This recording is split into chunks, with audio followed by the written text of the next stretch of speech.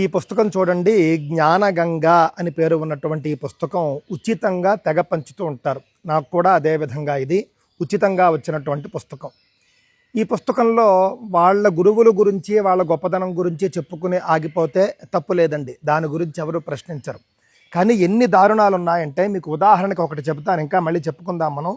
101వ పేజీలో, జ్ఞానగంగ తెలుగు పుస్తకం 101వ పేజీలో మీరు చూస్తే కనుక త్రేతాయుగంలో ప్రకటితమైనటువంటి ఈ యొక్క కబీర్ సాహెబ్ అని చెప్పేసి, త్రేతాయుగంలో ఈయన ఏం చేశాట, రామసేతు మనందరికీ తెలుసు కదా, శ్రీరామచంద్రుడు లంకకు వెళ్ళడానికి, సీతాదేవిని రక్షించడానికి, రావణ సంహారం కోసం ఏదైతే సేతువు కట్టాడో ఆ సేతువుకి సంబంధించి ఇందులో ఒక దారుణమైనటువంటి కథ ఉంటుందండి. ఏమిటి అనంటే, ఈ యొక్క రామసేతువు అనేది హనుమంతుడు రామ అని వ్రాసి ఆయన రాళ్ళు వేయడం వల్ల కానీ, నల నీలులు కట్టడం వల్ల కానీ, లేకపోతే మరొక శక్తి వల్ల రామసేతు కట్టబడలేదు, నిర్మించబడలేదు. ఆ రాళ్ళు తేలడం అనేది ఎవరు గొప్పదనము కాదు.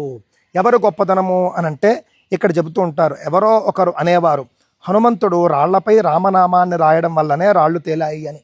ఇంకొకరు అంటారు నల నీలులు వారధిని కట్టారు అని. ఇంకెవరో అంటారు శ్రీరాముడు వారధి కట్టారు అని. కానీ అవేవి సత్యాలు కావు.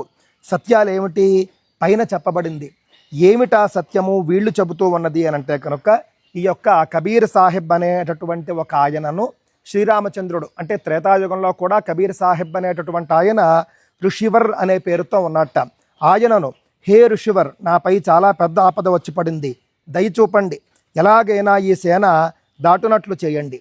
మీరు మీ సేవకులకి శక్తిని ఇవ్వగలిగినప్పుడు ప్రభువు కొంచెం సహాయం చేయండి. అప్పుడు మునీంద్ర సాహెబ్ అంటాట రామచంద్రుడితో, ఇంతసేపు చెప్పింది రాముడు ఆయనతో. అప్పుడు మునీంద్ర సాహెబ్ అంటున్నాడు, ఈ ఎదురుగా గల పర్వతం యొక్క 4 వైపులా గీతను గీసి వీటికి మధ్య గల రాళ్లను తెచ్చుకోండి, అవి మునగవు, మీ పని అయిపోతుంది అన్నట్టు. ఎంత దారుణమో చూడండి.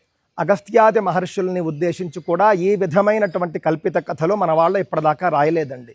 కానీ ఒక సాధారణ వ్యక్తి గురించి ఈ విధంగా రాముణ్ణి తక్కువ చేయడం, రామాయణాన్ని తక్కువ చేయడం, హనుమంతుణ్ణి తక్కువ చేయడం ఎంత దారుణమో చూడండి.